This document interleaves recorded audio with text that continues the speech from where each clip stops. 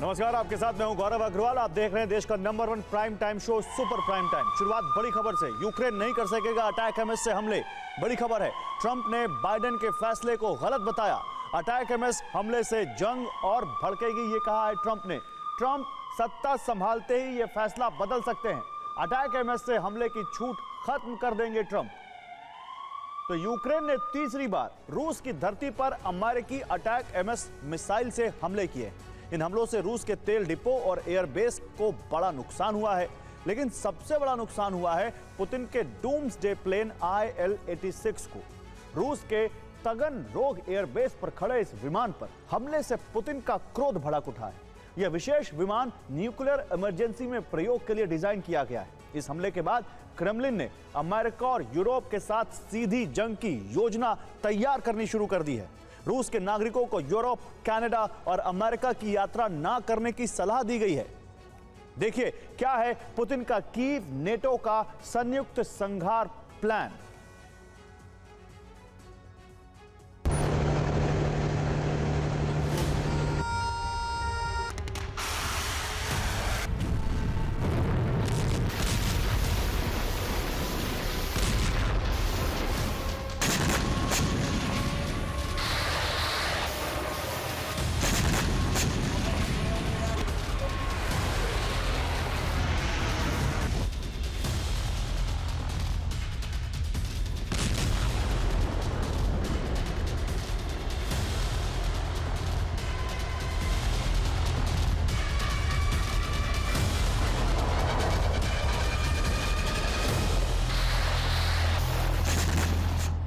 दिसंबर की रात को यूक्रेन ने एक बार फिर रूस पर हमला किया, लेकिन यह हमला यूक्रेन की भयंकर भूल साबित हो सकता है।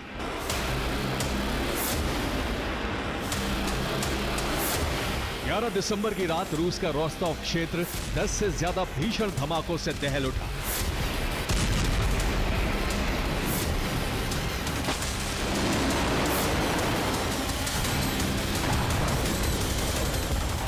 रोस्तोव के अलग अलग इलाकों में धमाके सुने गए और ऊंची ऊंची लपटें नजर आने लगी।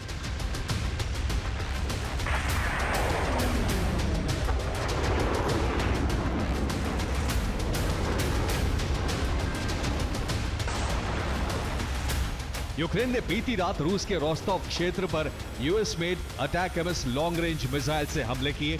रूस ने कहा है कि यूक्रेन ने 6 मिसाइल हमले किए। रूसी डिफेंस सिस्टम ने 4 मिसाइलों को हवा में नष्ट कर दिया।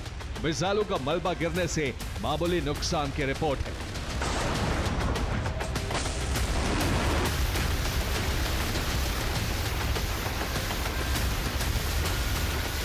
लेकिन यूक्रेनी मीडिया का दावा है कि मिसाइल फोर्सेस के हमले सटीक रहे और रूस को इन हमलों में बड़ा नुकसान उठाना पड़ा है।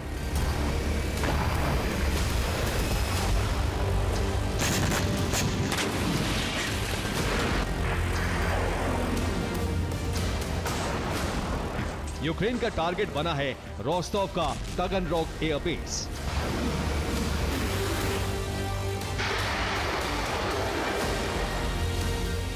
रोस्तोव में रूस का तगनरोग एयरबेस है। यहां रूस के न्यूक्लियर बॉम्बर और फाइटर जेट तैनात रहते हैं।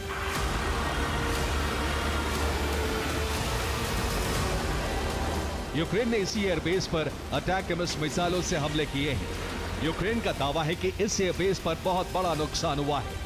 एयरबेस पर पुतिन का विशेष विमान IL-86 भी होने की रिपोर्ट है।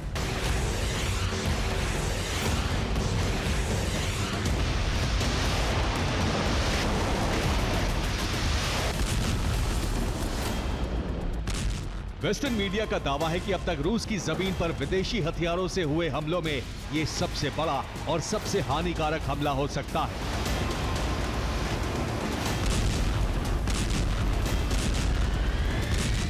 यूक्रेन का दावा है कि अटैक एमएस हमले में रूस की बिरीव एयरक्राफ्ट कंपनी भी तबाह हो गई।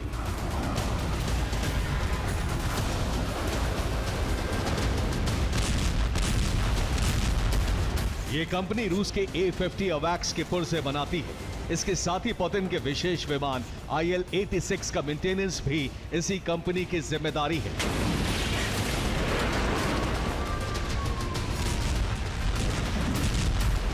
इसके अलावा यूक्रेन ने रूस के क्रास्नी हाइड्रोप्रेस प्लांट पर भी हमले किए हैं। ये कंपनी रूसी टैक्टिकल मिसाइलों के पुर्जे बनाती है। रोस्टोव के साथ साथ यूक्रेन ने ब्रियांस्क में ऑयल रिफाइनरी पर हमले किए। इससे रिफाइनरी में भीषण आग लग गई। यूक्रेन ने ब्रियांस्क में रुजबा ऑयल पाइपलाइन पर भी हमले किए हैं।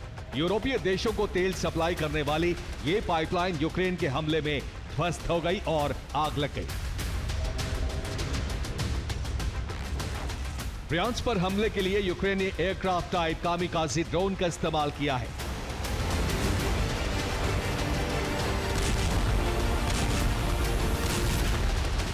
लेकिन सबसे बड़े नुकसान का दावा यह है कि तगनरोग एयरबेस पर तैनात पुलिस के डूम्सडे प्लेन को भी नुकसान पहुंचा है। पुतिन के इस विमान पर हमले का मतलब रूसी संप्रभुता पर हमला हो सकता है।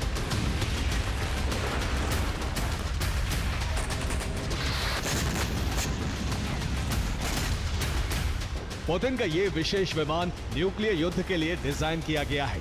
न्यूक्लियर इमरजेंसी में इस विमान का प्रयोग किया जाएगा।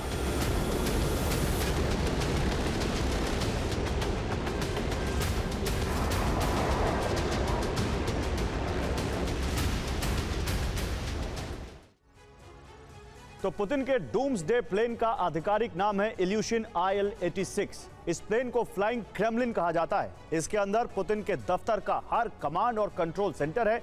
इसको परमाणु हमले के समय इस्तेमाल किया जाता है। हवा से ही राष्ट्रपति परमाणु हमले का आदेश दे सकते हैं। इस प्लेन में रूस सरकार के नीति निर्माताओं के बैठने की जगह होती है। परमाणु विस्फोट से होने वाले रेडिएशन का इस पर असर नहीं होता। इस विमान में एक भी खिड़की नहीं बनाई गई है। इस विमान के साथ रूस का MiG-29S चलता है। इसके अलावा Tu-96 न्यूक्लियर बॉम्बर भी बेड़े में होता है। Tu-160 व्हाइट स्वॉन बॉम्बर भी इसके साथ रहता है। बेड़े में चलने वाले सभी विमानों में न्यूक्लियर हथियार लगे होते हैं। बेड़े में चलने वाला Tu बॉम्बर बेजोड़ विमान है। इसकी स्पीड 2220 किलोमीटर प्रति घंटा है। Tu-40,000 फीट की ऊंचाई पर उड़ान भर सकता है। यह विमान 20,400 किलोग्राम वजन के हथियार लेकर उड़ान भर सकता है। इस बॉम्बर में 12 क्रूज मिसाइल लगाई जा सकती हैं। Tu की रेंज 3000 किलोमीटर है। इसको स्टेल्थ डिफेंस सिस्टम के हिसाब से डिजाइन किया गया है और रेडार इसे ट्रेस नहीं कर सकते।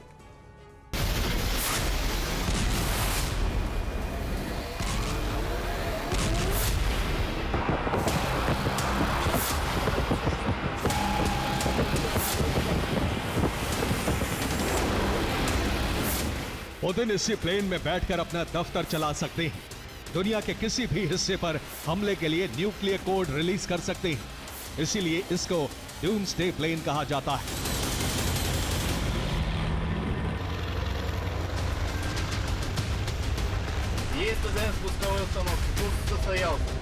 यूक्रेन ने रूस के गर्व पर हमला करने का दुस्साहस किया है और इसीलिए रूस ने चेतावनी जारी कर दी है कि इन हमलों का भीषण बदला लिया जाना तय है।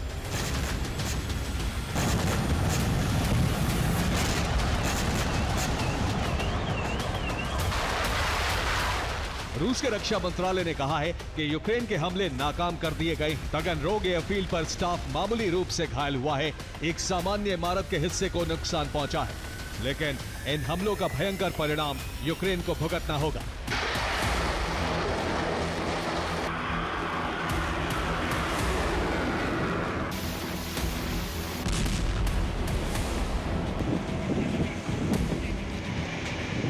दिसंबर के महीने में रूस पर कोई बड़ा हमला नहीं हुआ था, लेकिन सीरिया का संकट खत्म होते ही बाइडेन ने एक बार फिर यूक्रेन को बड़े हमलों के लिए हरी झंडी दे दी।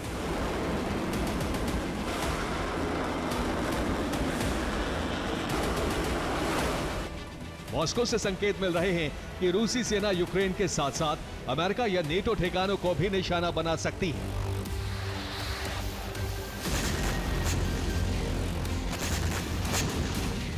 रूस के विदेश मंत्रालय की प्रवक्ता मारिया ज़खारोवा की ओर से जारी एडवाइजरी को इसका आधार माना जा रहा है। मारिया ज़खारोवा ने कहा है कि रूस और अमेरिका के राजनयिक संबंध टूटने के कगार पर हैं। रूसी नागरिक यूरोप या अमेरिका की यात्रा ना करें। इस यात्रा में गंभीर खतरों का सामना करना पड़ सकता है।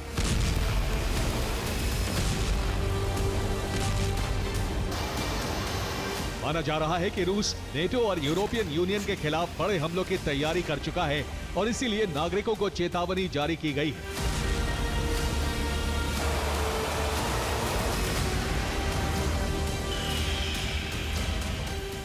रूस यूरोप में नेटो ठिकानों पर मिसाइल हमले कर सकता है। सबसे पहला टारगेट पोलैंड का रेडजिकोवो मिसाइल बेस हो सकता है। यहां नवंबर में ही अमेरिका ने मिसाइलें तैनात की हैं। यहीं से यूक्रेन को अटैकम्स मिसाइलों की सप्लाई हो रही है। इसके अलावा बेल्जियम के क्लेन ब्रोगेल एयरबेस पर हमले किए जा सकते हैं। यहां से भी यूक्रेन को हथियार सप्लाई किया जा रहा है। जर्मनी में बुशेल एयरबेस पर अमेरिका के एटमी हथियार तैनात हैं। रूस यहां पर भी हमले कर सकता है।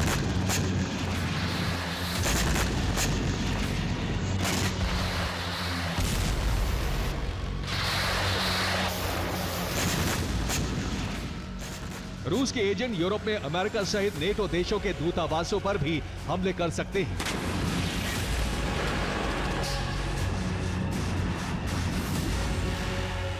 अगर ऐसा होता है तो रूस नेटो के बीच जंग की ज्वाला भड़कनी तय है। Bureau report, TV9 Bharatvarsh.